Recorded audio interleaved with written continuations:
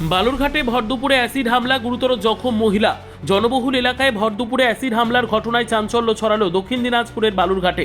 শনিবার দুপুরে বালুরঘাট থানার রঘুনাথপুর বিএম হাই স্কুলের সামনে এই ঘটনায় গুরুতর জখম হন সন্তোষী রজক, বয়স 39, যিনি বালুরঘাট জেলা হাসপাতালের ইউএসজি বিভাগের অস্থায়ী কর্মী। বর্তমানে তিনি বালুরঘাট সুপার স্পেশালিটি হাসপাতালের বার্ন ওয়ার্ডে চিকিৎসাধীন। পুলিশ ও স্থানীয় সূত্রে জানা গিয়েছে, দিন কাজ সেরে টোটো করে বড় রঘুনাথপুরে বাড়ি ফিরছিলেন সন্তোষী দেবী। অভিযোগ, রঘুনাথপুর বিএম হাই স্কুলের কাছে পৌঁছতেই স্কুলের পাঁচিলের আড়াল থেকে আচমকা তার দিকে অ্যাসিড ছোড়া হয়। এতে তার বাম হাত ও বাম পায়ের বেশ কিছু অংশ ঝলসে যায়। অ্যাসিডের তীব্রতায় টোটোর কিছু অংশের রঙও উঠে যায়। মহিলার চিৎকার শুনে স্থানীয় বাসিন্দারা ছুটে এসে তাকে উদ্ধার করে দ্রুত হাসপাতালে ভর্তি করেন। ঘটনাস্থল থেকে পুলিশ একটি অ্যাসিডের বোতল উদ্ধার করেছে।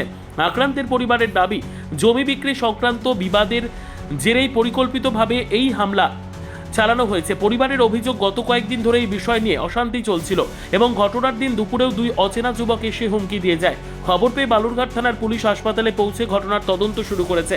এলাকার সিসিটিভি ফুটেজ খতিয়ে দেখা হচ্ছে, টোটো চালককেও জিজ্ঞাসাবাদ করা হচ্ছে। জেলা পুলিশ সুপার চিন্ময় মিত্তাল জানান, লিখিত অভিযোগের ভিত্তিতে ঘটনার তদন্ত শুরু হয়েছে।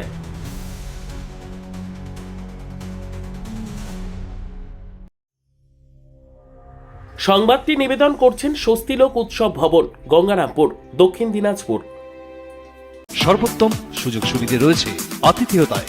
সুপরিচিত স্বস্তিলোক উৎসব ভবন অতিথিদের যে কোনো অনুষ্ঠানের জন্য উপযুক্ত one stop destination.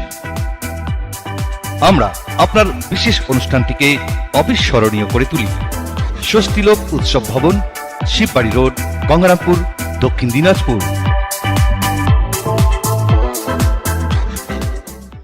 Bureau report, উত্তর বাংলা সংবাদ।